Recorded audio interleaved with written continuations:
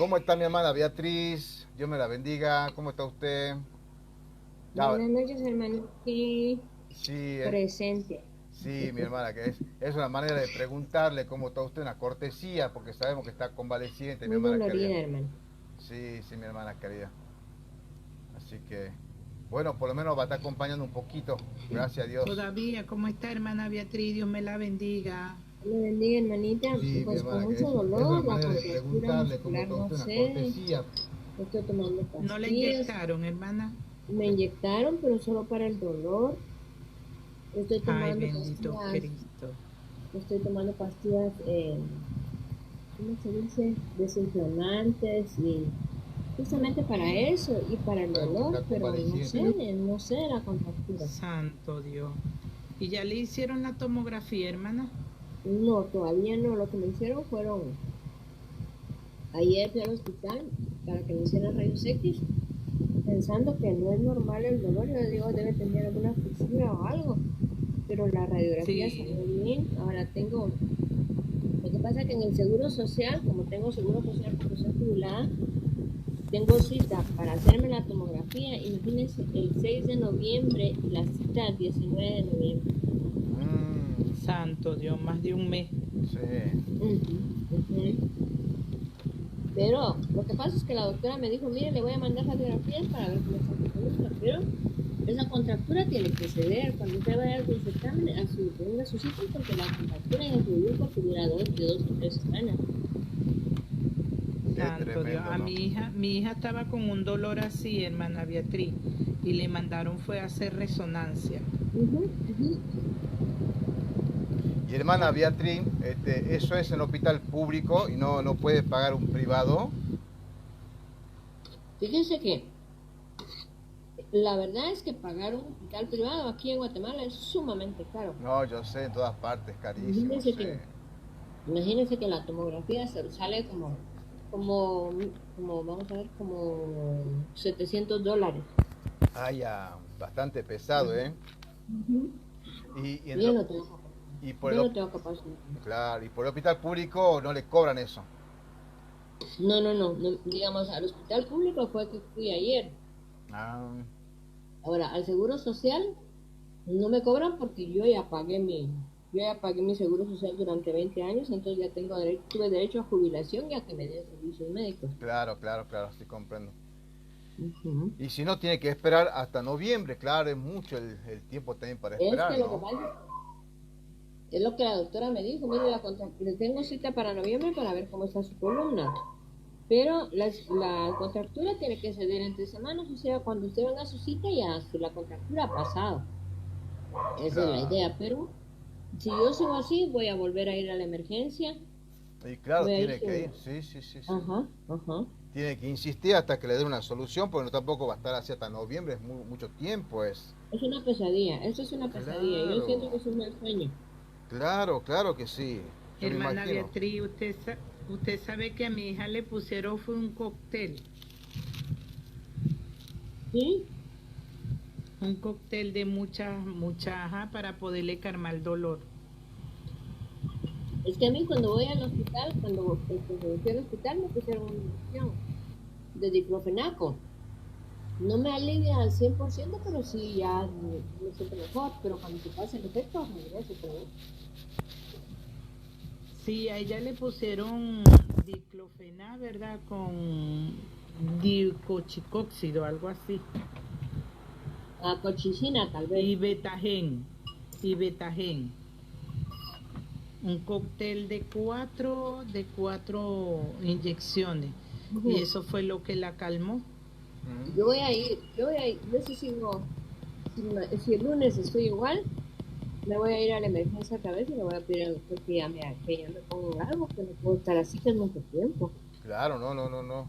Lo que Sí. Tiene que pasa es que hacer para algo. ellos lo que pasa es que para ellos la contractura muscular ya pasa. Tiene que ceder sola, pero ya llevo mucho tiempo. Sí. Dice que está muy inflamada. Ujú. Y la cosa es que yo vivo sola. Claro. Mi hija mayor viene a estarse 3, 4 días aquí conmigo, pero ya mañana se tiene que ir, creo yo. Qué problema, mi hermana querida, la verdad. Ahorita me levanté.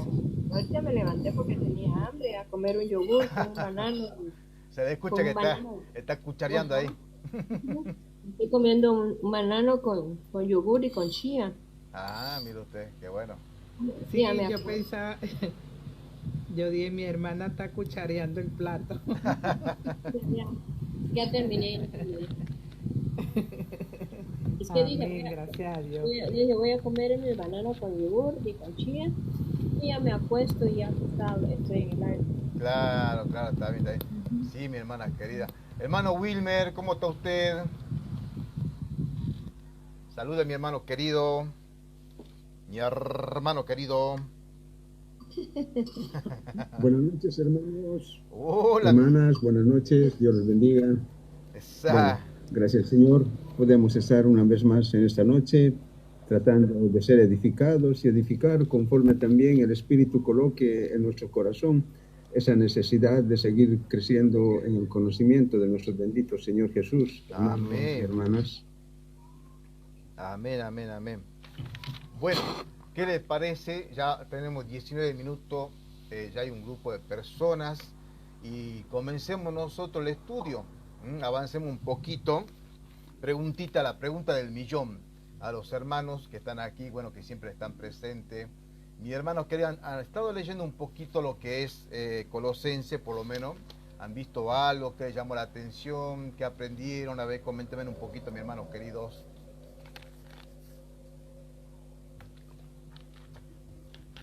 Mis hermanos queridos.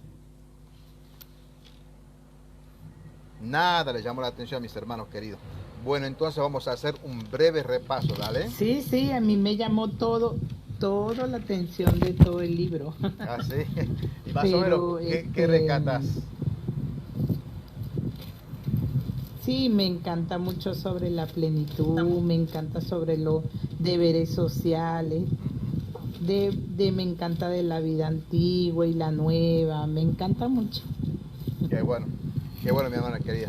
Bueno, recuerden ustedes, hermanitos, que nosotros habíamos visto la semana pasada, comenzamos a ver una serie de estudios, estamos dividiendo el capítulo 2 prácticamente en 4 secciones, ¿se acuerdan?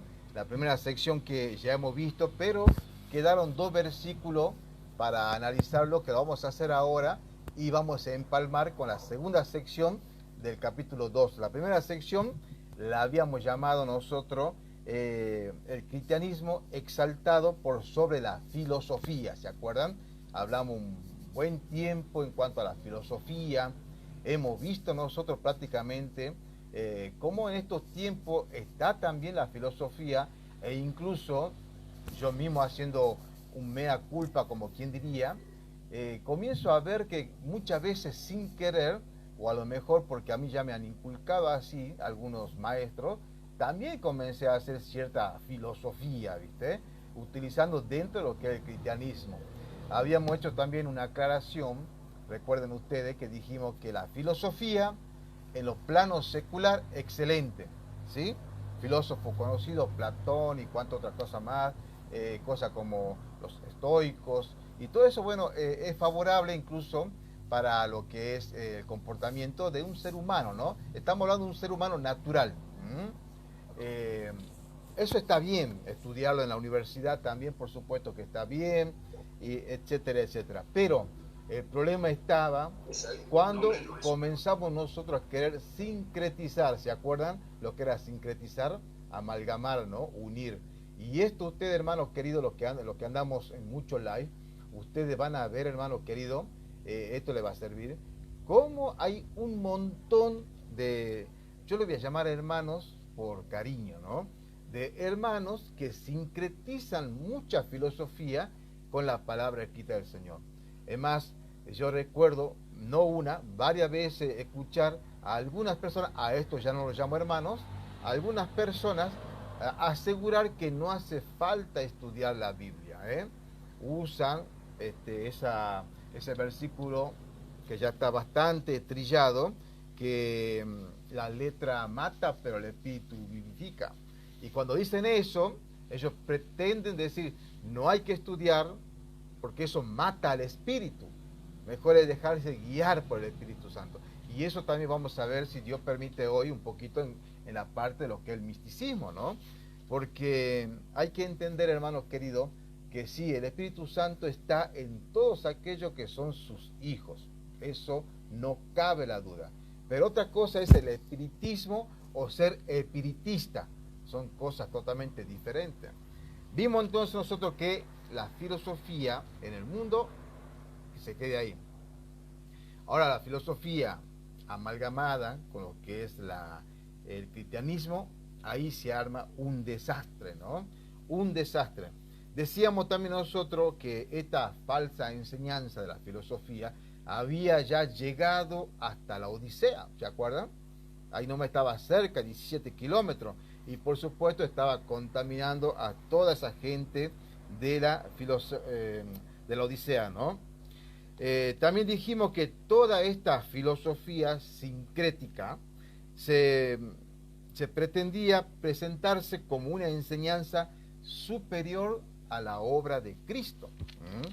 Y ahí es que sacaban, por ejemplo, decir que tener un conocimiento, que es la gnosis, tener un conocimiento te iba a llevar a lo que es la salvación del alma. Y eso ya es la herejía.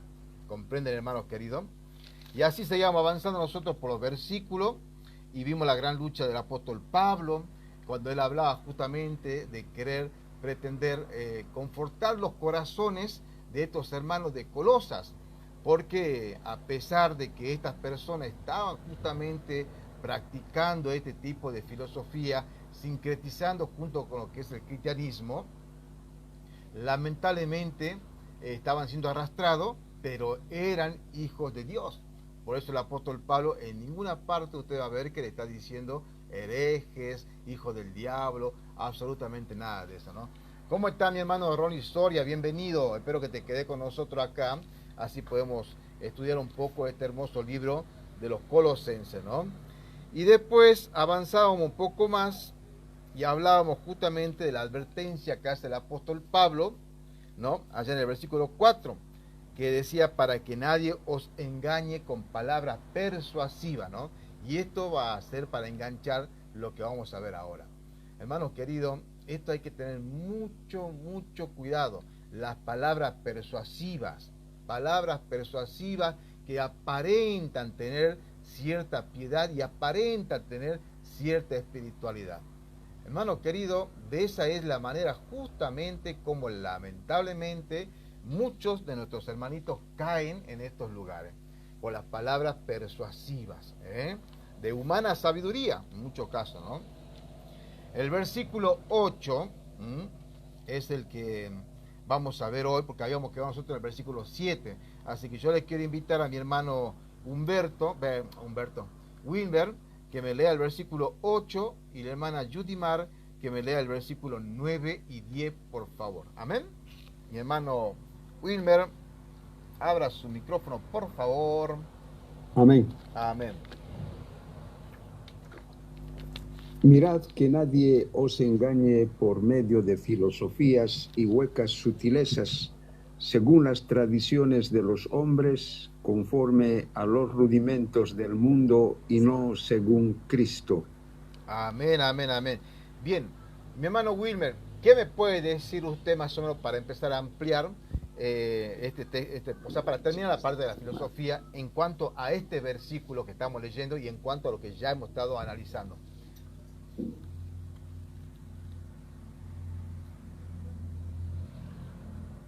Mi hermano Wilmer, ¿se me fue?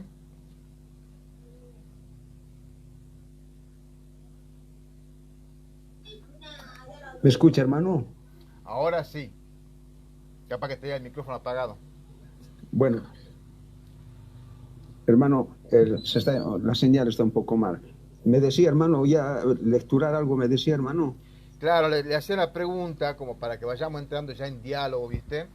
¿Qué es lo que vos podés entender de este versículo 8 que hemos leído con respecto ya a todo lo que estamos hablando, ¿viste? Como para empezar a expandirnos y abrir un poquito más ya el panorama de este estudio.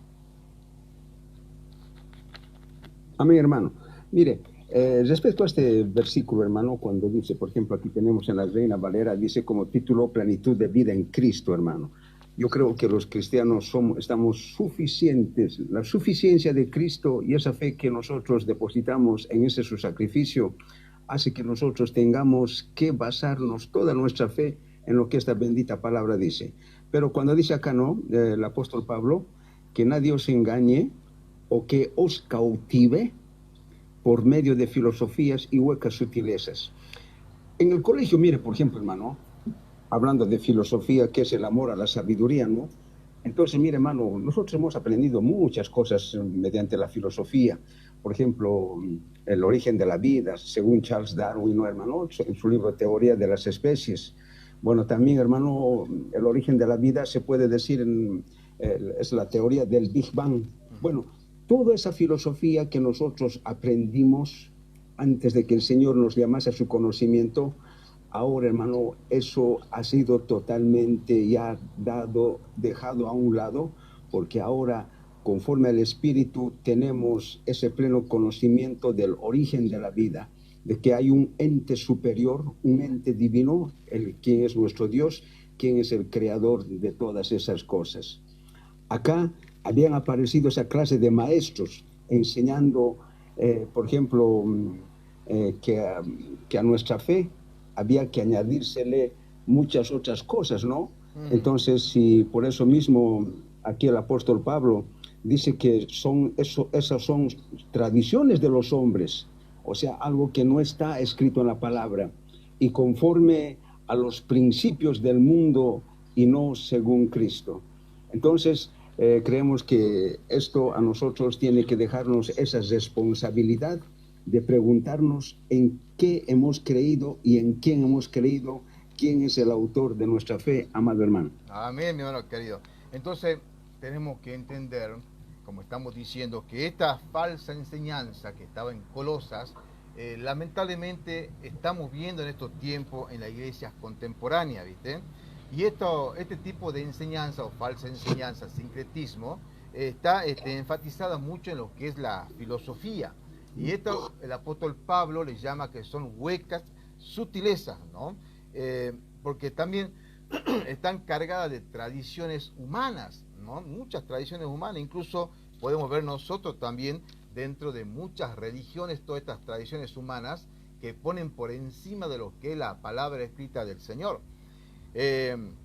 Lo peligroso de todo esto, como estamos diciendo, es que este tipo de enseñanza quieren ponerlo por encima de la palabra escrita de Dios.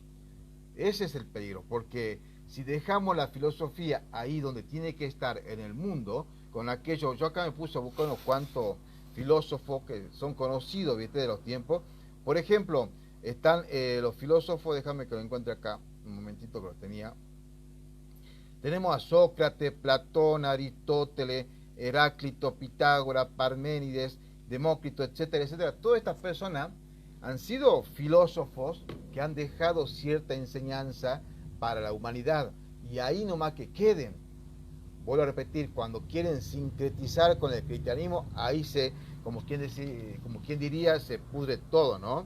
Hay que entender, hermano querido, que nunca en la vida la sabiduría humana puede tener la misma autoridad que la palabra escrita de Dios.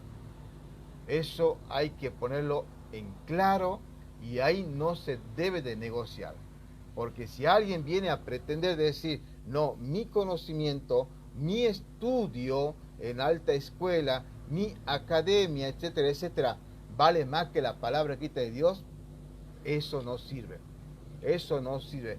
Que porque lo dijo tal pastor o porque lo dijo tal profetrucho, y lo pone por encima de la palabra de Dios, hermano querido, eso no sirve.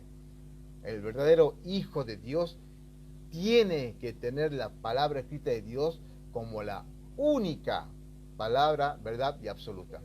¿Podemos nosotros estudiar otra cosa? Claro que sí, pero de una manera secundaria. Mi hermana Judimar, usted me puede leer el versículo 9 y 10, así terminamos con esta sección ya de lo que es la filosofía. Amén. Leo el 9 y el 10. Dale. De segundo de Colosenses, capítulo 2. Amén, amén. La plenitud de vida en Cristo. Dice así: porque en él habita corporalmente toda la plenitud de la deidad. Y vosotros estáis completos en él, que es la cabeza de todo principado y potestad. Amén, amén. Bien, hasta ahí nos vamos a dejar entonces este estudio. Hermano querido, una aclaración, ¿sí? Para que aprendamos un poquito más. Los títulos, viste que cada Biblia tiene por ahí un título al comienzo de los versículos. Ustedes tienen que saber que esos no son inspirados por Dios, ¿eh? Esos títulos los puso la persona que estuvo haciendo esa Biblia para estudio, para mejor guía de nosotros, pero recuerden que eso no es inspiración divina. En algunos casos los títulos han logrado más bien confundir a los hermanos que dar más luz. Así que por ahí no es conveniente leer los títulos, no se hagan problema de eso. Más bien no les lleven el apunte. Miren, a ver si alcanza a ver mi Biblia. No tiene nada de título, miren, ¿ves? Tiene los capítulos nada más, pero después no tiene título. Eso es para que uno no se confunda, porque a veces el título no tiene nada que ver con el contexto. Eso como para que tengamos nosotros una idea, ¿no? Quiero recatar, hermanos queridos, presten atención, cuando dice, en él habita corporalmente toda la plenitud de la deidad. Esto es una declaración tremenda, hermanos queridos. Esto, por ejemplo, hay muchas personas que dicen que Cristo no es Dios, no les gusta estos textos bíblicos y los tuercen, ¿no? Hoy esta tarde estaba un momentito escuchando a una persona que no me acuerdo el nombre, pero tremendo el menjuje de ideas extrañas que tienen. Yo te digo una cosa, hermanos, cada vez Dios Hijo, sí, no sé qué me quisiste decir, me va a ayudar a ver, abrí tu micrófono. Que si Jesucristo le podemos decir Dios Hijo. Sí, no hay ningún problema. Hijo es un título, esto también hay que entender, que algún día vamos a estudiar más profundamente, porque algunos dicen hijo, sí, y ya creen que es como en lo plano secular, o sea, en lo plano terrenal, es menor que el padre. No, eso no es así. Que está separado. Pues. Está, claro. Bueno, en realidad... que tiene menos atributos. Claro, es como un Dios chiquito, como dicen los testigos de Jehová. Bueno, esta tarde estaba con uno, así escuchándolo, la herejía que decía, miren lo que decía él, ¿no? Yo no sé dónde sacan tanta herejía, pero él decía esto, por ejemplo, que Jesús nació de María, pero que Jesús no era el Cristo, y que el Cristo no era Jesucristo. ¿Entendés? Una cosa extraña. Yo le dije, ¿cómo que Jesús no es el Cristo y que Cristo no es el Jesucristo? Y él daba su explicación, una cosa extraña pero eso por ejemplo son doctrinas de demonio.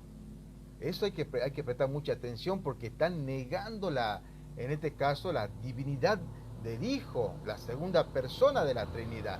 Están negando por completo. Mira qué peligroso que es esto de negar.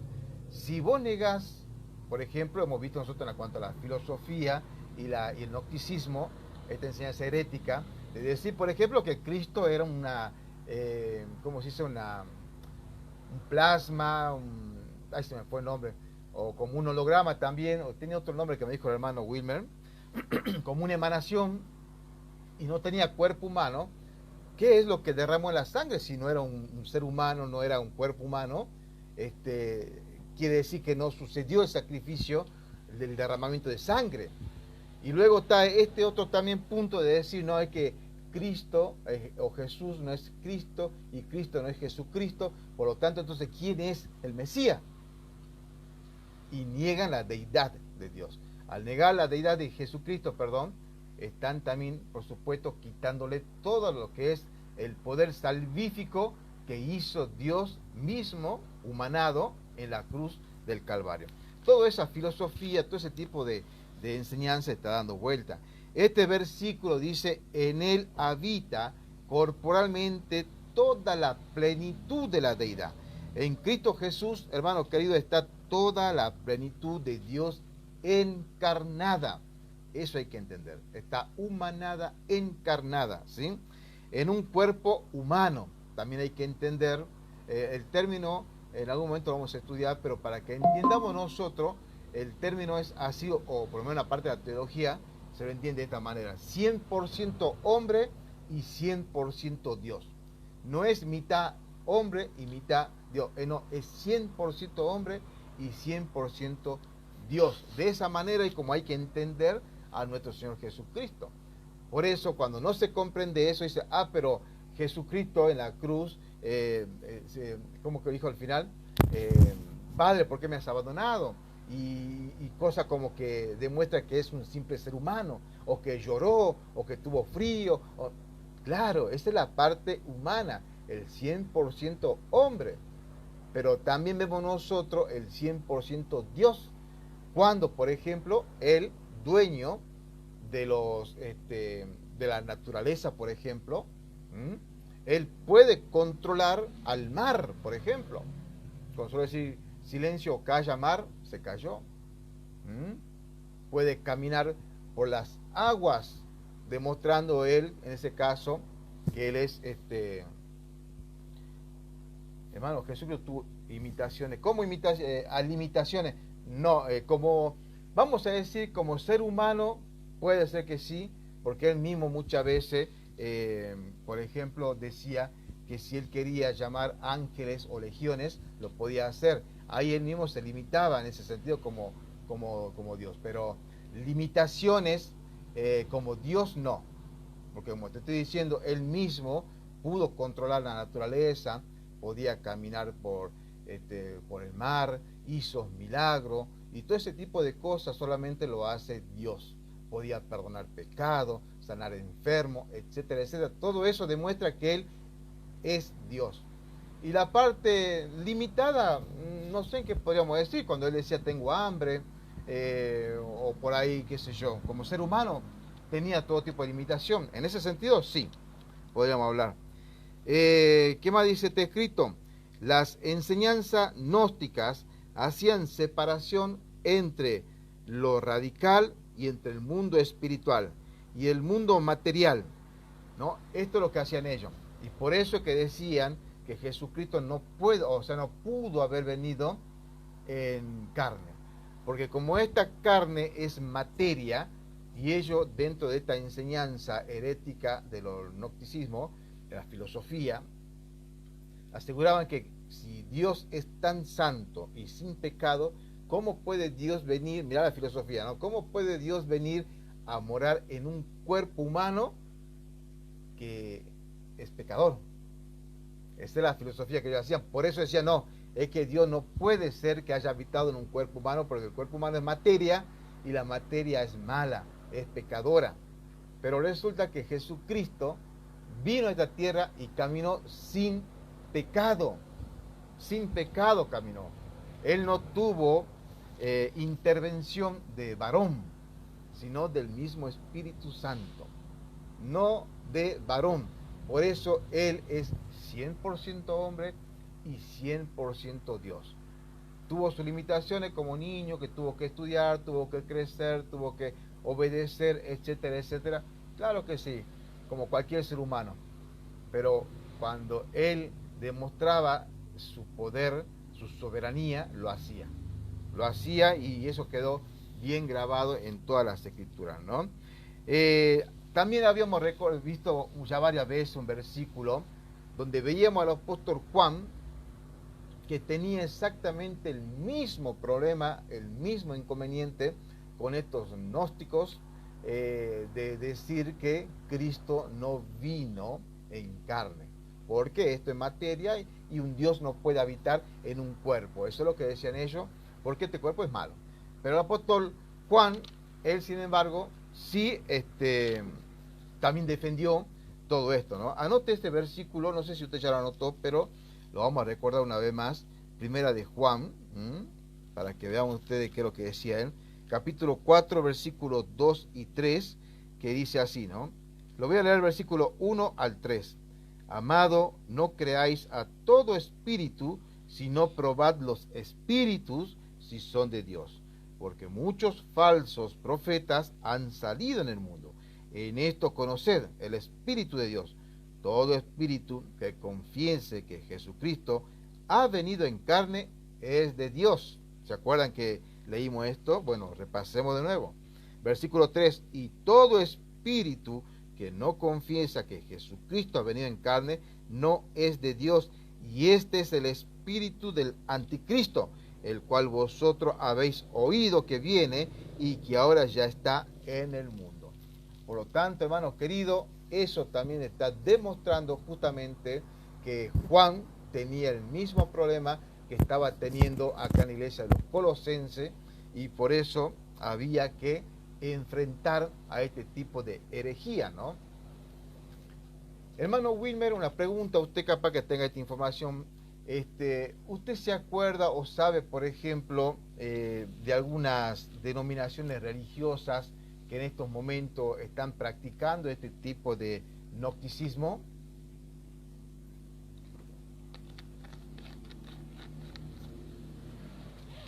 Mi hermano Wilmer, su micrófono sí que está apagado.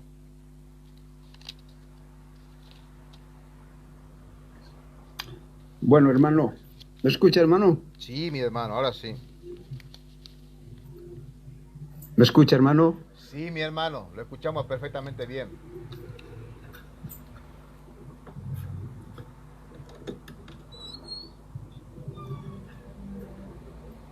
Hermano Wilmer.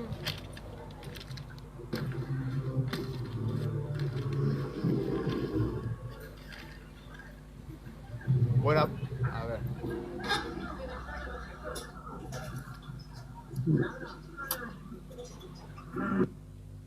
Bueno, debe ser que tiene problema el hermano Wilmer.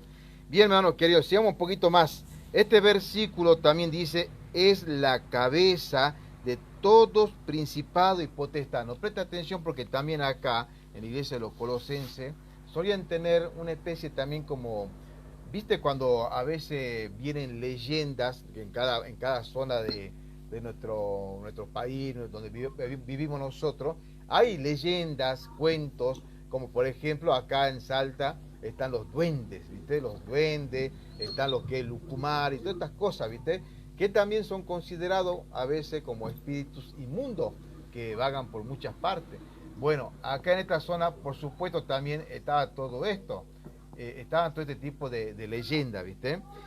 Por eso el apóstol Pablo, en este caso, dice, él es la cabeza de todo principado y potestad. Y eso a nosotros nos tiene que dejar una tranquilidad, por ejemplo, de saber de que en este caso no existe un poder maligno, espiritual, que pueda estar socavando nuestra vida, o peor todavía, tratar de poseernos, ¿no?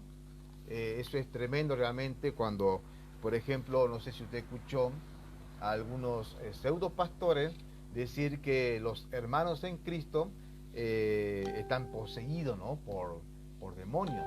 Qué tremendo eso, ¿no? Porque realmente un hijo de Dios no puede estar poseído, ¿sí?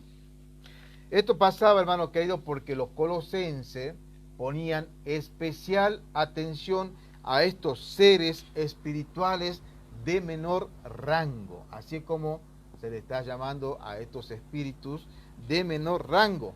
Ellos ponían todo esto, pensaban que si le adoraban, si le hacían algún ritual, estos espíritus no le iban a molestar. Yo recuerdo acá, por ejemplo, en el norte argentino, está la costumbre de querer poner una vela, por ejemplo, en el fondo de la casa. Yo me acuerdo, eso fue hace mucho tiempo atrás, para que justamente los espíritus que andan como alma en pena, dando vueltas por ahí, no nos molesten, ¿viste? Es más, esto ya es algo personal. A veces yo creo, no sé si a usted le pasó, cuando uno anda en el campo, siente ruidos extraños, voces, silbidos, y bueno, muchas veces toda esa cosa se le adjudica a todos estos espíritus de menor rango, ¿no? Los colosenses tenían esas creencias también. Y mi hermano querido, dentro de la iglesia cristiana hay algunos hermanitos que todavía creen en ese tipo de cosas, ¿no? Por eso el apóstol Pablo dice, Él es la cabeza de todo principado y toda potestad. Todo aquel que, sí, mi hermano, creo que si nos damos cuenta. Igual cuando usted pueda hacer una intervención me avisa y interviene, mi hermano querido. Sí, nos dimos cuenta que su internet está bastante deficiente, ¿sí? Bueno, ahí vamos a dejar nosotros, ya dando por concluido lo que es. Mira, ahí está la hermana, ¿cómo está? Bienvenida, mi hermana. ¿Cómo era? Acá, a ver, ahí está. ¿Cómo está mi hermana querida? Bienvenida. A ver si quiere subir, a charlar un poquito. Bienvenido sea. Hermanos queridos, vamos a empezar ahora con la segunda sección. Este se llama el cristianismo exaltado por sobre el legalismo. Yo creo que este es un tema que todos nosotros ya lo conocemos de memoria. Lo conocemos de memoria porque vemos constantemente nosotros cómo están tratando siempre de imponer las cargas que, según el apóstol Pablo decía, que ni los padres podían sobrellevar. Los padres se refiere justamente a los israelitas, ¿no? No podían cargar ese tipo de yugo y le pretendían imponer justamente a la iglesia cristiana, ¿no? Hoy, hermanos, ustedes saben perfectamente bien, también están estos judaizantes, pero estos judaizantes que están acá, los contemporáneos, los modernos, no son israelitas, se disfrazan de israelitas, pretenden guardar la ley, pero la guardan a su manera. Pretenden ellos tratar de agarrar lo mejor de la gracia salvadora y amalgamar con la ley de Moisés. Y eso es imposible. Imposible. Vamos a ver unos textos bíblicos. Yo creo que esto le va a arrojar luz a ustedes. Es imposible hacer eso, hermanos queridos. Porque si nosotros pudiésemos justificarnos por las obras de la ley, ¿para qué vino Cristo? ¿Para qué Cristo murió en la cruz? Si yo mismo me puedo justificar guardando la ley. Peor aún todavía, aquellos que pretenden poner la carga en los creyentes de decir, tienen que guardar el sábado. Eso es algo tremendo, hermanos queridos. Mi hermana, no sé si mi hermana Beatriz está en condición de leer un versículo, me avisa. Si no, pasamos con el hermano Wilmer y la hermana Judimar. Por favor, hermano Wilmer. Ok. Mi hermano Wilmer, usted puede leer por favor el versículo. Vamos a leer el versículo desde el 11, seguimos en el capítulo 2 de Colosense, y vamos a leer del versículo 11 hasta el 17. Usted, hermano querido Wilmer, lea 11, 12, hermana Judimar 13, 14, y yo voy a leer los otros versículos. Amén. En él también fuisteis circuncidados con circuncisión no hecha a mano, al echar de vosotros el cuerpo pecaminoso carnal en la circuncisión de Cristo, sepultados con él en el bautismo, en el cual fuisteis también resucitados con él mediante la fe en el poder de Dios que le levantó de los muertos. Amén. Mi hermano Wilmer, ¿qué me puede decir en cuanto a estos dos versículos que estamos leyendo? Dentro del contexto que estamos viendo en el Colosense, ¿no?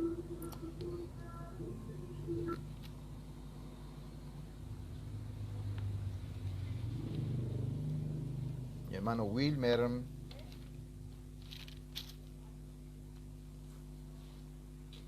Bueno. ¿Me escucha, hermano? Ahora sí le escuchamos. ¿Puedo volver a lecturar, hermano? Bueno, cómo no, sí, claro que sí. Dale, mi hermano. ¿Desde qué versículo me dijo? Del 11, desde el 12, ¿no? 11 y 12. Amén, hermano. En él también fuisteis circuncidados con circuncisión no hecha a mano, al echar de vosotros el cuerpo pecaminoso carnal en la circuncisión de Cristo, sepultados con él en el bautismo, en el cual fuisteis también resucitados con él, mediante la fe en el poder de Dios que le levantó de los muertos. Amén, amén. ¿Qué me puede decir más o menos de estos dos versículos, mi hermano querido?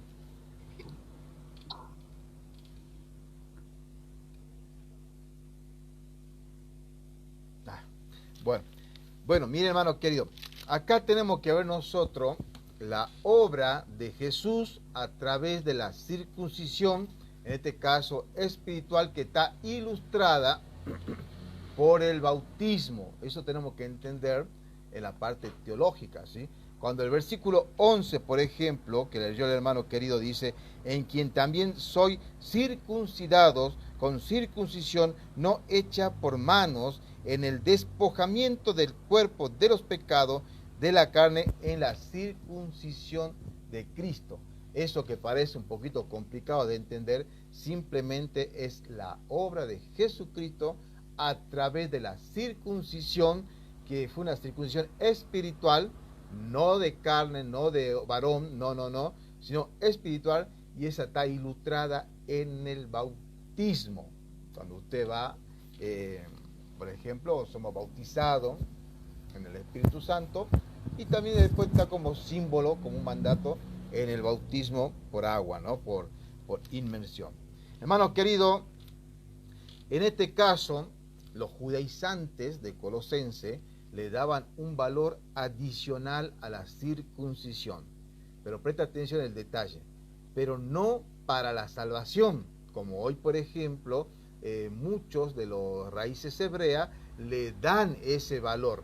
Le dicen justamente que tiene que circuncidarse, y en este caso le da el valor para salvar su alma. Y eso es una herejía total. Por ejemplo, ellos le daban a la circuncisión otro sentido. Era como que a ellos les confería una mayor santidad. En una palabra, si vos te circuncidabas, era como que escalaba un nivel superior. Hoy en día, hermano querido, hay personas, yo no entiendo en qué cabeza cabe, que se siguen circuncidando, Hay varios. Yo recuerdo, así como para comentarle algo, eso fue el año pasado, conocí a un mexicano que me llamó, bueno, nos conocimos por acá por internet, ¿viste? Por Facebook. Y me llamó por teléfono a mi WhatsApp y comenzamos a hacer una especie de estudio. Y entre eso, él me dice que faltaban 7 días para circuncidarse. Y yo le pregunté si la circuncisión que estaba por hacer era por cuestión de salud, de higiene. Y no, él me dice que no, que eso justamente su congregación le exigía que se circuncida. Y yo le decía, ¿y usted está seguro de hacer eso? Sí, porque así yo voy a ser salvo. Y tenía cierto orgullo, cierta soberbia, él se sentía como más espiritual, aunque no entendía los textos bíblicos, ¿no?, que hablaban. Y le presenté muchos textos de acá, textos de allá. Mira lo que dice esto: la circuncisión para la iglesia de Cristo no es así. Eso es para Israel. Bueno, si algún hermano se quiere circuncidar por cuestión de salud o por cuestión de higiene, es otra cosa. Pero si lo está haciendo para sentirse más santo o para ser salvo, ahí está la herejía. Esas son cargas, hermano. Esas son cargas que están poniendo. Y aparte, hay que recordar que la circuncisión fue un pacto con el pueblo de Israel, no con la iglesia, para nada. El versículo de hermana Judimar va a leer, por favor, versículos 12 y 13, por favor, si es tan amable. Amén, amén. Dice así: y a vosotros, estando muertos en pecado y en la incircuncisión de vuestra carne, os dio vida juntamente con él, perdonando todos los pecados, anulando el acta de los decretos que había en contra de nosotros, que nos era contraria, quitándola de en medio y clavándola en la cruz. Amén. Mi hermanita querida, ¿usted qué puede entender o qué puede sacar de estos dos versículos más o menos? A ver. Bueno, en el 13 nos está diciendo que nosotros fuimos circuncidados por él. Nuestros pecados fueron perdonados por él, porque él nos da la vida. Amén. ¿Verdad? O sea, ya no necesitamos la incircuncisión de mano que hacían los judíos. Ahorita necesitamos la incircuncisión de vuestra carne. O sea, en nuestro corazón, en nuestra mente, en nuestro cuerpo, pues. Claro. Porque ya, ¿verdad? Y perdona todos nuestros pecados. Y el 14. Y anula el acta de decreto que había en contra de nosotros. Exactamente. Esto, por ejemplo, estos versículos, así como vos lo leíste, así sencillamente, ¿no? De forma natural, y lo entendiste, dice justamente eso. Cristo fue el que a nosotros nos circuncidó, como decís vos, en el corazón, por medio de lo que leímos hace un momento en el bautismo, ¿no? Por ejemplo, el versículo 14, cuando dice, borrando el acta de las ordenanzas o decretos. Eso habla de algo jurídico, ¿viste? De algo serio realmente. Por ejemplo, a veces nosotros firmamos, vamos a decir al banco, un pagaré o algo así, para justamente sacar un préstamo o hipotecamos nuestras casas. O sea, es algo serio, es algo pesado y hay documentos de por medio. En este caso, habla justamente de un acta, ordenanzas y decretos. O sea, estos son decretos, actas y ordenanzas celestiales. ¿Qué es lo que pasó con esto? Bueno, miren, dice que el acta, presta atención, es un certificado de deuda o reconocimiento de la deuda en documento escrito a mano por el deudor. Es un documento. En este caso hay un documento espiritual y eso es lo que justamente Cristo en la cruz hizo, borrando. La ley mosaica, hermano querido, nos puso en deuda con Dios por causa del pecado. Eso es verdad. Pero entonces vino Cristo a borrar esa acta de ordenanza que pesaba por encima de cada uno de nosotros. Hermana, a ver, voy a leer yo mejor. Gálatas, anote esto. Este pasaje bíblico es tremendo, hermanos queridos. Gálatas capítulo 3, versículo 19 al 22. Miren lo que dice acá, ¿no? Déjenme que lo encuentre, me ubico un poquito. Porque a veces dice, bueno, una pregunta, no sé si ustedes le hicieron esto, pero dicen, ¿y entonces para qué sirve la ley? Y acá lo responde justamente el apóstol Pablo. Gálatas capítulo 3, versículo 19 en adelante, dice así. ¿Para qué pues sirve la ley? Fue añadida por causa de las transgresiones. Ahí está, ¿ve? El acta de los decretos de la ordenanza. Fue añadida, ¿entiende? Por causa de las transgresiones, o sea, de los pecados. Hasta, mire usted lo que dice acá, ¿no? Hasta, o sea, esto tuvo un comienzo y tuvo un final hasta que viniera la simiente, quien fue hecha la promesa ordenada por medio de ángeles por mano de un mediador. Pregunta, a ver, mi hermana Judimar o mi hermana Beatriz, cualquiera pueden preguntar, ¿quién es esa simiente? ¿Quién es esa promesa? ¿Quién es ese mediador? Creo que la respuesta es válida, o sea, es sencilla, ¿no? A ver, mi hermana, ¿quién me puede ayudar acá? Cristo. Amén, Cristo. Entonces, si dice este versículo, ¿para qué sirve la ley? Fue añadida por causa de las transgresiones, hasta que vino ¿quién? Cristo. ¿Entiende? Ahí, por ejemplo, podemos ver tranquilamente cuando dice que él borrando el acta de la ordenanza de los decretos. Terminó. Hoy, por ejemplo, con los chicos acá en San Javier, estábamos haciendo un estudio, estábamos estudiando la Biblia justamente la parte de lo que es el pecado. Y le tiramos un sencillo ejemplo con mi hermano, que estábamos los dos enseñando a los más grandecitos, y me pongo como ejemplo. Digo, miren chicos, presten atención. Esto es así de sencillo. Vamos a decir que yo me robo un banco. Me robo mucho dinero y yo soy el ladrón y yo soy el culpable. Pero viene mi hermano, amén, hermano Wilmer, Cristo, así es. Suba, mi hermano querido, algo nos va a ayudar. Pero viene mi hermano, en este caso Joel, y él dice, César, yo voy a pagar tu condena. Yo me hago cargo de lo que vos hiciste. Y como yo soy un sinvergüenza, a mí no me importa, sí, pagalo vos, andás vos a la cárcel. Yo quiero quedar libre. Entonces, mi hermano Joel, que tiene un corazón más lindo que el mío, él dice, yo soy culpable, yo he robado el dinero. Y él se hace cargo de mi pecado. Yo quedo en libertad, pero en él, o sea, mi hermano Joel, tiene que cargar la culpa. Y eso es lo que hizo Cristo, borrando el acta de los decretos. Él lo borró. ¿Dónde lo borró eso? En la cruz del Calvario.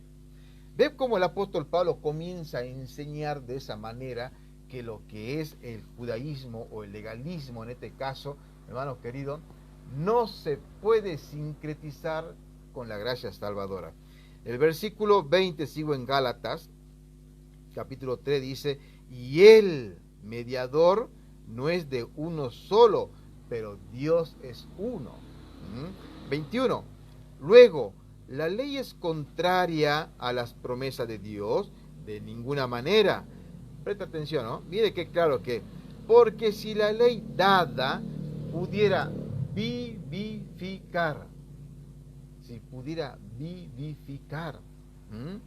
la justicia sería verdaderamente por la ley, pero no puede vivificar. ¿Qué dice mi hermana Judimar con carita triste? Todo lo que yo tenía que pagar, lo pagó él. Así es mi hermana Judimar. Es más, me hiciste acordar. Y mi hermano Joel puso también este ejemplo, o una pregunta hizo a los chicos. A ver, chicos, díganme, ¿quién es, y le hago acá también la pregunta, ¿quién fue el pecador más grande que hubo en el mundo? ¿Quién dice ustedes? A ver, ¿saben o no saben quién fue el pecador? Ahí también los que están, si pueden escribir, hermanos queridos, a ver, ¿quién fue ese pecador más grande del mundo, no? Bueno, ustedes saben que los chicos rápidamente le acertaron. Primero dijeron Satanás, primero dijeron cualquier otra persona. Ahí está la hermana, dijo Cristo. ¿Saben por qué? Él nació sin pecado, caminó sin pecado, pero tuvo que cargar los pecados de todo el mundo.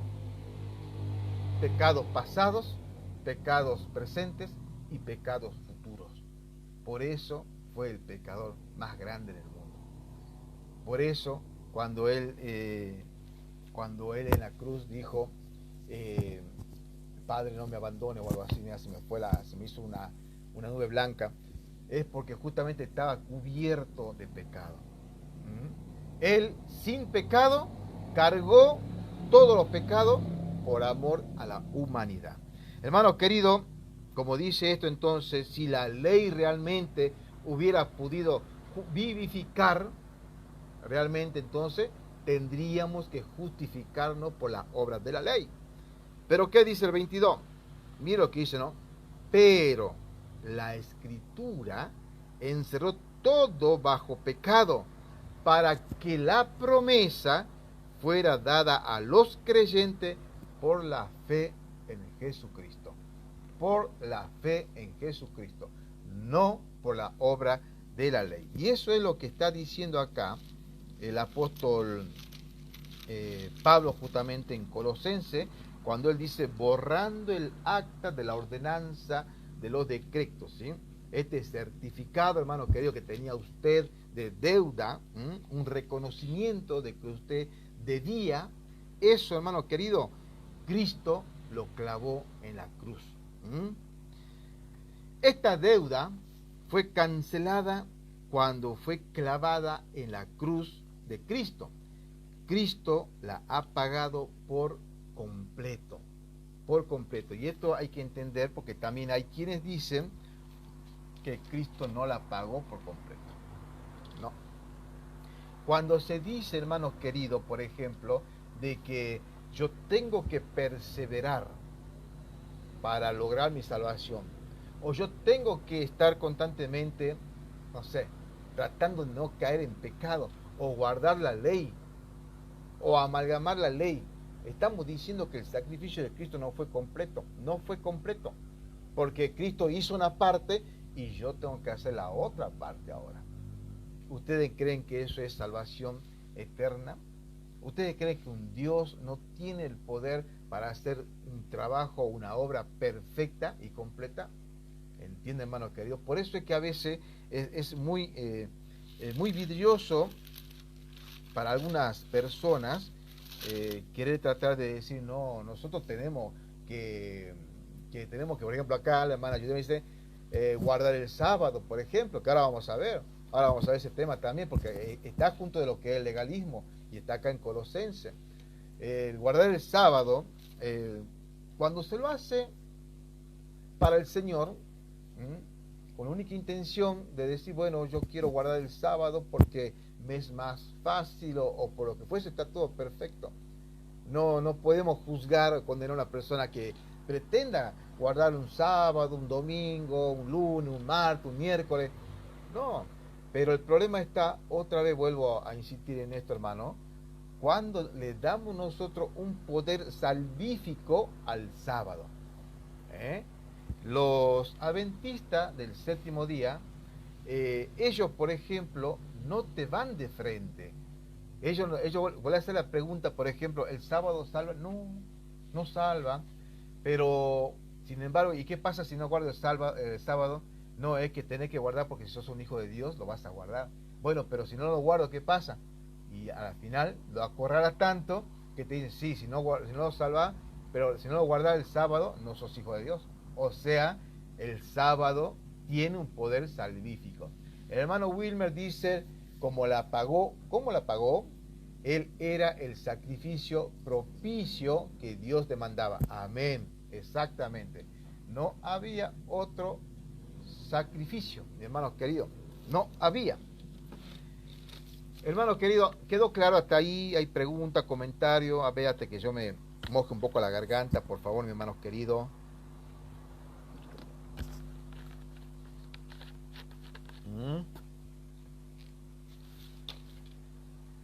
Parece que quedó claro, o están todos dormidos. Bueno, miren, para terminar esta partecita, porque vamos a entrar también a lo que es justamente el tema de los días, yo quería leerle un poquito lo que es Hebreo, para que quede bien claro, hermano querido, por qué el apóstol Pablo está diciendo acá que Cristo ha borrado el acta de la ordenanza, de los decretos, y que ahora, por supuesto, la ley no nos acusa. ¿Quién puede acusar al Hijo de Dios? ¿Quién? Nadie. Es más, si hay un acusador de los hermanos, tenemos nosotros que un abogado en el cielo. Un abogado que intercede por cada uno de nosotros. ¿Saben qué, mi hermano querido? El acusador está diciendo en este momento, míralo a tu hermano, a tu hijo César. César, mira lo que hizo esta tarde, hizo tal cosa, dijo tal cosa. Pero Cristo dice, sí, es verdad, César ha caído en pecado. Pero ¿saben qué? Yo he pagado por él. Yo he borrado el acta de la ordenanza, los decretos, allá clavándolo en la cruz. He pagado sus pecados pasados, presentes y futuros. Por lo tanto, él está libre. La ley no me acusa. ¿Quién puede acusar a los hijos de Dios? Hermano querido, cuando decimos nosotros que Cristo es quien abolió la ley, es quien la cumplió la ley, hubo un cambio de ley también, todo esto, eso está bien claro allá. Anote estos capítulos para que usted pueda leer. Hebreos 7, 8, 9, 10, 11. Todo hebreo, léalo. Clarísimo, hermano querido. Yo voy a hacer una breve lectura para que ustedes observen realmente cómo acá Hebreos, ya no es el apóstol Pablo. Recuerden que no se sabe bien con exactitud quién es el autor o el escritor de los hebreos, ¿no? Pero miren lo que dice, por ejemplo, en el capítulo 7, versículo 11, lo voy a leer de ahí en adelante. Presta atención, ¿no? Si pues, clarísimo, si pues la perfección fuera por el sacerdocio levítico, porque bajo él recibió el pueblo la ley, ¿qué necesidad, presta atención, ¿no? ¿Qué necesidad habría de que se levantara otro sacerdote, pero según la orden de Melquisedec? Presta atención, ¿no? Y que no fuera llamado según la orden de Aarón. Mira lo que dice el 12. Pues cambiando el sacerdocio, es necesario que se haga también cambio de la ley. ¿Va entendiendo? Cuando se cambió el sacerdocio levítico por el sacerdocio de Melquisedec, el sacerdote para siempre de la orden de Melquisedec, hubo cambio de la ley. ¿Y quién es ese sacerdote de la orden de Melquisedec? Que no procede, como dice acá, tampoco de la orden de Aarón, o mucho menos de la tribu de Leví. Leamos un poquito más. Versículo 13. Porque aquel de quien se dice esto pertenece a otra tribu, de la cual nadie atendió al altar. De esta tribu que vamos a ver ahora, nadie atendió al altar, como Melquisedec. Como Melquisedec. Presta atención, sigamos leyendo. ¿Dónde quedé? Ahí está. Versículo 14. Porque es evidente que nuestro Señor vino de la tribu de Judá. Ahí está. Ahí está el cambio del sacerdocio. Alguien que no era de la tribu de Leví y mucho menos de la orden de, ¿cómo dije yo? De Aarón, sino que ahora viene de Melquisedec. Cambio de ley. Porque es evidente que nuestro Señor vino de la tribu de Judá, sobre cuya tribu nada habló Moisés tocante al sacerdocio. Mira lo que dice el 15. Y aún es mucho más evidente si a semejanza de Melquisedec se levanta otro sacerdote. ¿Quién es ese sacerdote? Jesucristo. Presta atención. El cual no es hecho conforme a la ley del mandamiento carnal, sino según el poder de una vida indestructible, una vida eterna. Va viendo usted el contraste de lo que es la ley mosaico, la ley carnal, como se llama, y ahora justamente este otro poder de una vida indestructible. Mira el 17. Pues él testifica, 2 puntos. Tú, Jesucristo, tú es Jesucristo, tú eres sacerdote para siempre, según el orden de Melquisedec, porque ciertamente el mandamiento precedente es abrogado. Voy a repetir, versículo 18, capítulo 7 de Hebreo. Porque ciertamente el mandamiento precedente es abrogado. Presta atención, subraye, hermano. ¿A usted le gusta subrayar la Biblia? Subraye esto. Es abrogado por su debilidad e inutilidad. Se lo decimos esto a los de adventistas o de raíces hebrea, a los judaizantes, se caen de espalda. ¿Cómo puede decir que la ley de Dios, que es santa y pura, es débil e inútil? No lo digo yo, lo dice el Espíritu Santo acá en hebreo. Vuelvo a repetir, porque ciertamente, versículo 18, porque ciertamente el mandamiento precedente es abrogado por su debilidad e inutilidad. Y algunos pueden decir, no, pero no está hablando de la ley. Ah, ¿no? 19, porque la ley nada perfecciona, mas lo hizo la introducción de una mejor esperanza por la cual nos acercamos a Dios. La inutilidad, en este caso, de acercarnos la ley a Dios, no lo podía hacer.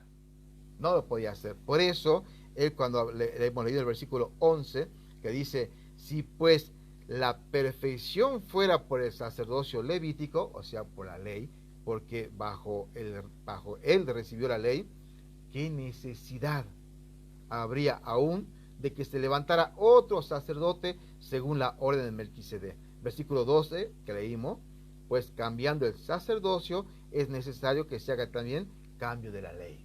¿Qué dice en el contexto? Versículo 18, para que nos quede bien claro. Porque ciertamente el mandamiento precedente es abrogado, cambio de ley, cambio de la ley, es abrogado, ¿por qué? Por su debilidad e inutilidad, porque la ley nada perfeccionó, mas lo hizo la introducción de una mejor esperanza, por la cual nos acercamos a Dios. Dígame si no está claro, hermano, que hay que ser grandes teólogos para esto, hay que ser realmente teólogo para todo esto. Estoy leyendo la Biblia, hago énfasis. ¿Cómo entonces pueden creer o querer pretender amalgamar la ley? Por más que le pongan un montón de flores y romanticismo, no, que la guardamos por amor, no, que Cristo ahora me salvó para que yo pueda cumplir la ley. No, mi hermano. ¿Saben qué, hermano querido? Nosotros los hijos de Dios sí cumplimos la ley, pero la cumplimos de manera natural en Cristo, porque Él la cumplió. Y nosotros al estar en Cristo hemos cumplido la ley con Él también. Ahora nosotros tenemos un mejor pacto, mejor diseñado y con esperanzas futuras y eternas. Saltando ya para no hacer tan larga la lectura, pero aunque yo sé que está interesante esto, yo creo que está interesante, por lo menos a mí me edifica bastante.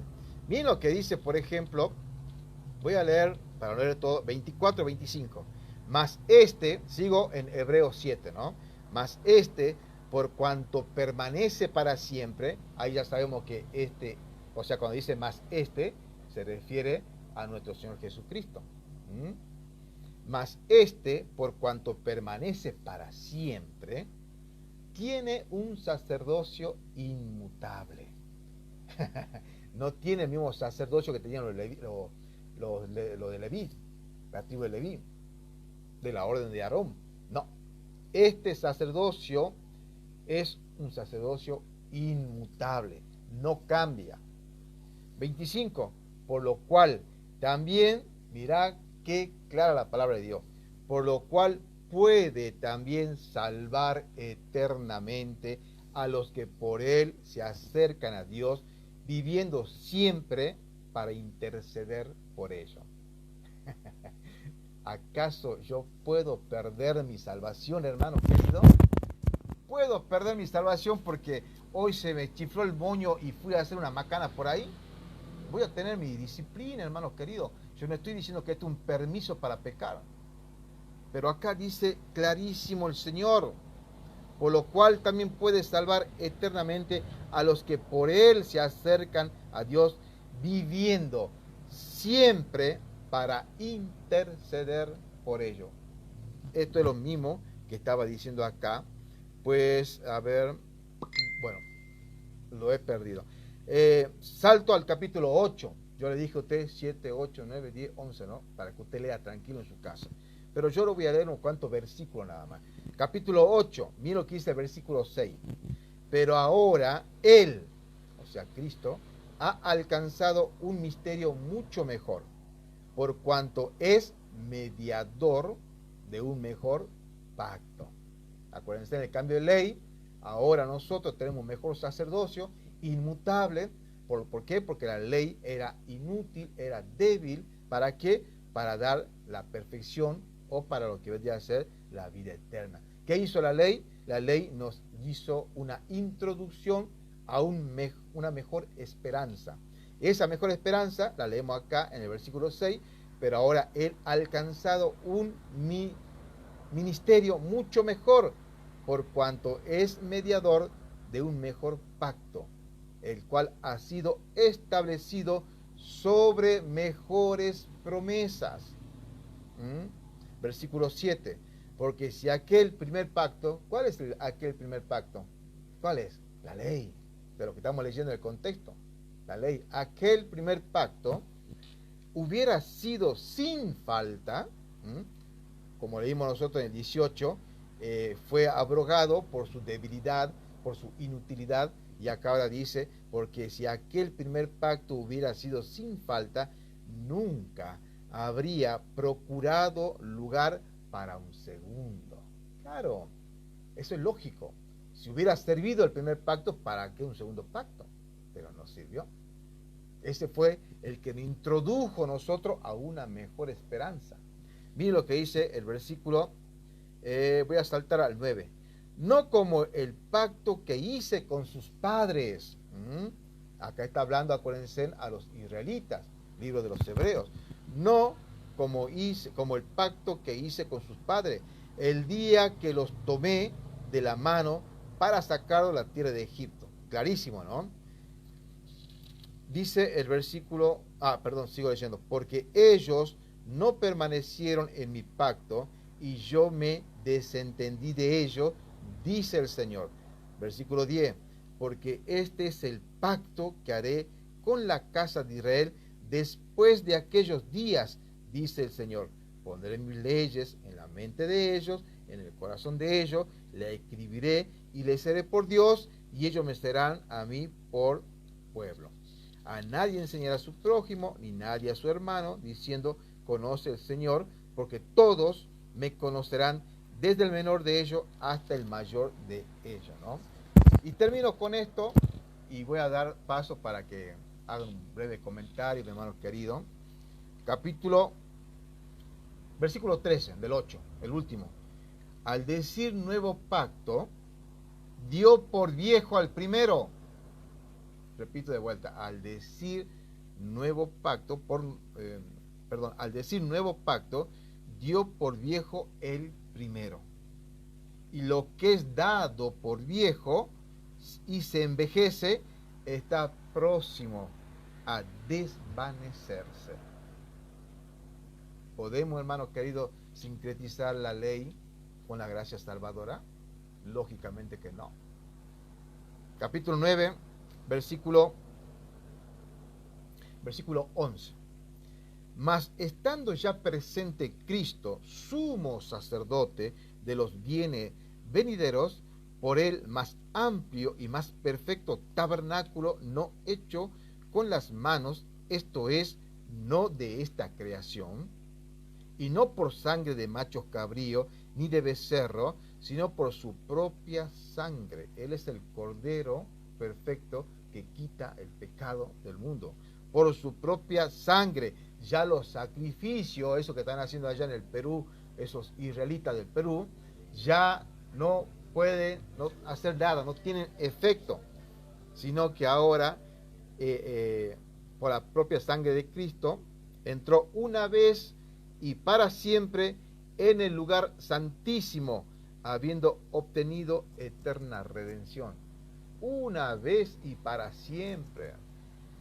Cuando dicen, por ejemplo, que la salvación se pierde, ¿cómo me explican a mí, por ejemplo, de decir, bueno, hoy César perdió la salvación porque cometió un pecado, pero a la noche la vuelve a recuperar?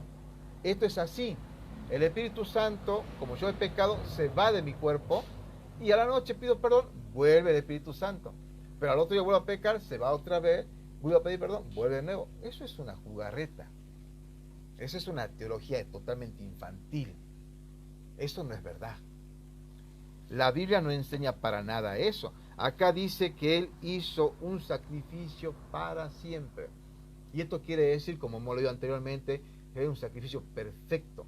Por lo tanto, si usted ha creído en el Señor le ha salvado, a usted le ha dado la vida eterna desde el momento en que usted creyó. ¿Quién podrá quitar de la mano de Dios a ese Hijo de Dios? Una sola ofrenda. Amén, mi hermana querida. ¿Qué más dice esto? Salto al versículo 14. Cuanto más la sangre de Cristo, quien por el Espíritu eterno se ofreció a sí mismo sin mancha a Dios,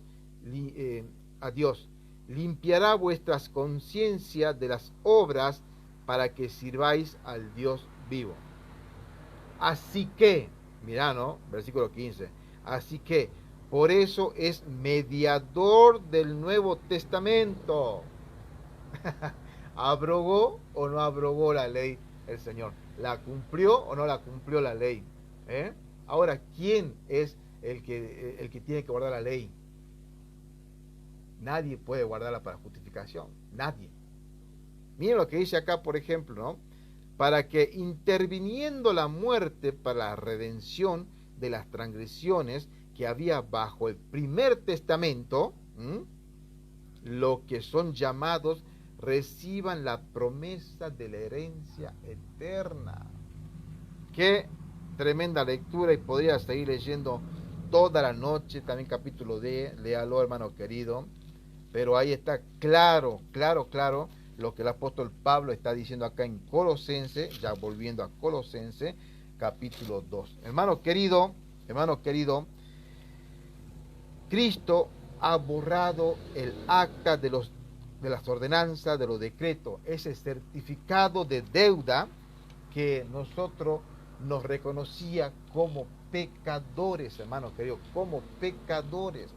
Cristo ha borrado todo eso y hoy nosotros estamos yendo a esa vida eterna. Amén. Comentario, mis hermanos queridos, déjenme descansar un poquitito la garganta, abran sus micrófonos.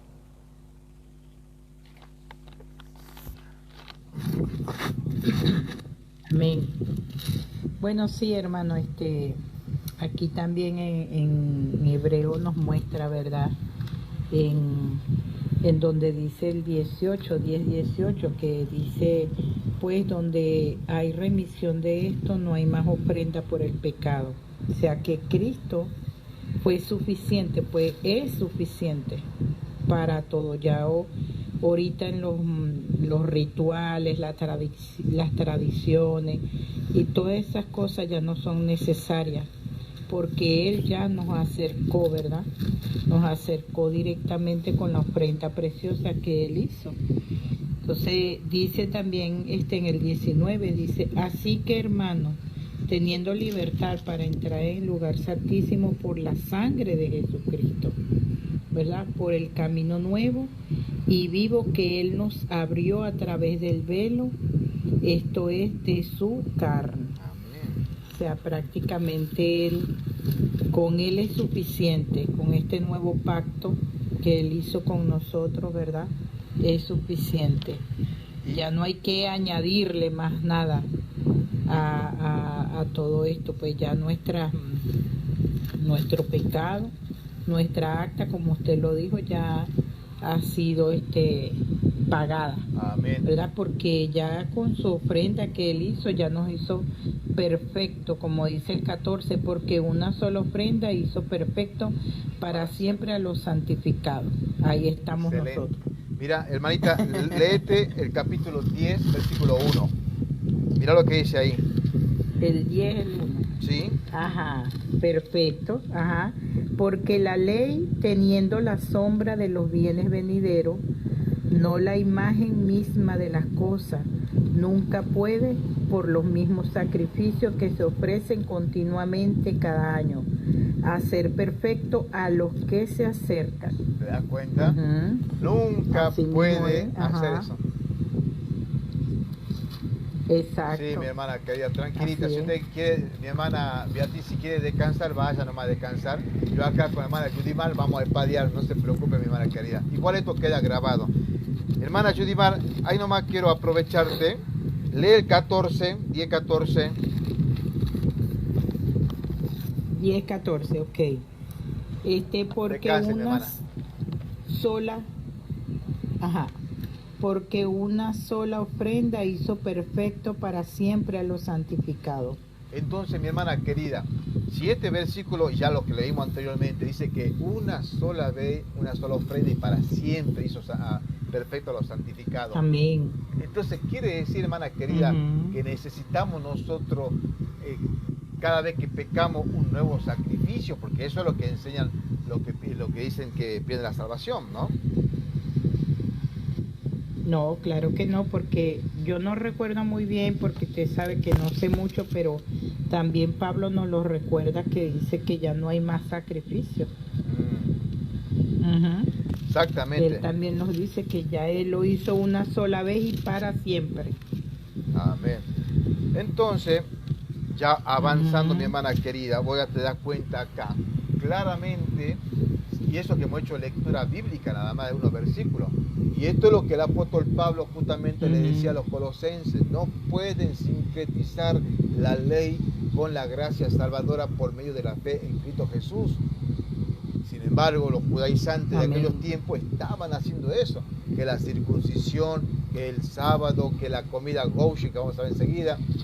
Y hoy en día está lo mismo, sí. Pero la Biblia es tan clara, hermanos queridos, que dice que no se puede hacer eso, porque ya Cristo abrogó el acta de los decretos, lo borró. Amén. Sí, así es, amén. De hecho, por acá hay una iglesia adventista. Ajá. Y ellos le dan talleres de cómo preparar las comidas, por ejemplo, de cómo comer, pues. Nos llevan a una dieta estricta, Sí. ¿verdad? Y hacen eventos y nos invitan a la comunidad a hacer esos talleres y a participar en sus comidas, porque ellos dicen que comer carne, ¿verdad? Comer cochino, todas esas cosas, pues eso es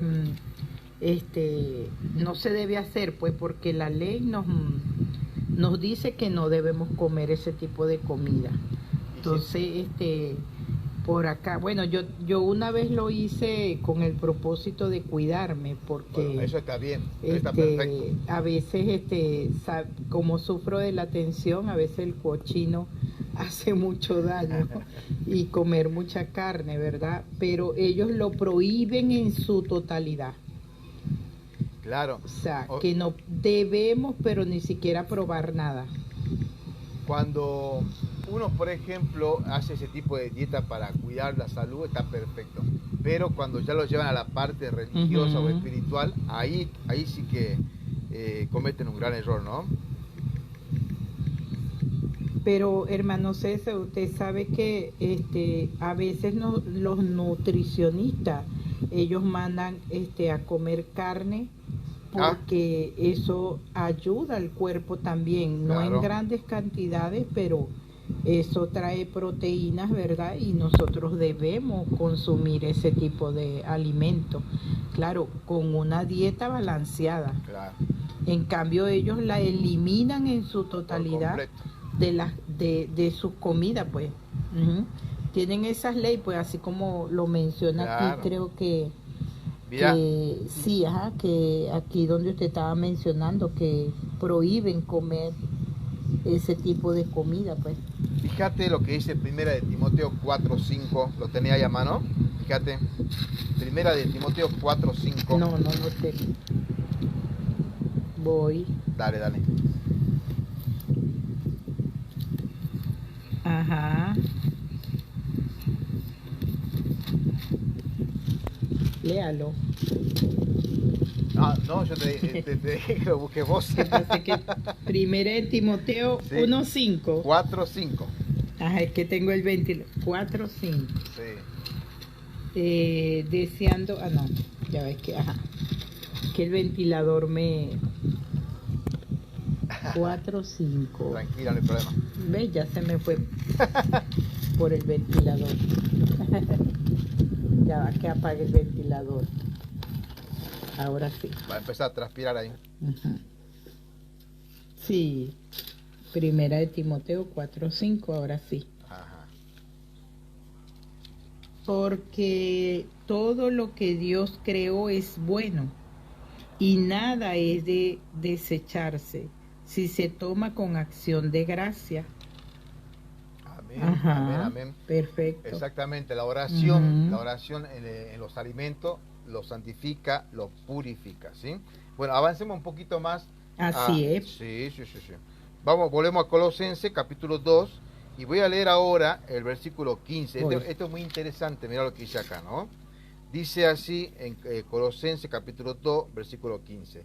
Y despojando a los principados y las potestades, los exhibió públicamente, triunfando sobre ello en la cruz. Vos sabés, mi hermana querida, que esto también es otro aspecto que hizo Cristo allá en la cruz, aparte de la obra salvífica, esa perfección que hizo en cuanto a la santificación para los santos, también hizo este otro tipo de obra ahí en la cruz. Esto, por ejemplo, es como una muestra, por ejemplo, algunos teólogos dicen, cuando en la antigüedad los generales romanos solían ganar batallas, entonces solían llevar su botín de guerra y pasearlo por toda la ciudad. Ese botín de guerra, por supuesto, eran un rey totalmente humillado, encadenado, junto con sus generales, sus oficiales, todos humillados, encadenados, estaban despojados. La palabra despojo habla, por ejemplo, de que lo humillaban a tal punto que le quitaban la ropa, lo dejaban en paños menores. O sea, realmente era bastante humillante. Pero ese... ¿qué pasó acá? Se me cortó el aire.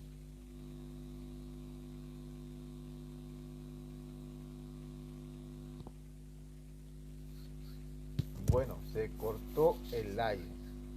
Qué tristeza. Qué tristeza. Bueno, mi hermano querido, yo voy a dejar por acá entonces en Facebook este estudio, esperando en el Señor. Voy a tomar esta parte que estaba diciendo, y despojando los principados a los potestades. Esto implicaba justamente, como estaba diciendo yo, de que Jesucristo justamente hizo esto con todas las huestes de maldad, con las huestes espirituales. Este es un reflejo claro del poder de Cristo sobre las potestades, la victoria de Cristo y el despojo que hizo Él sobre los poderes espirituales.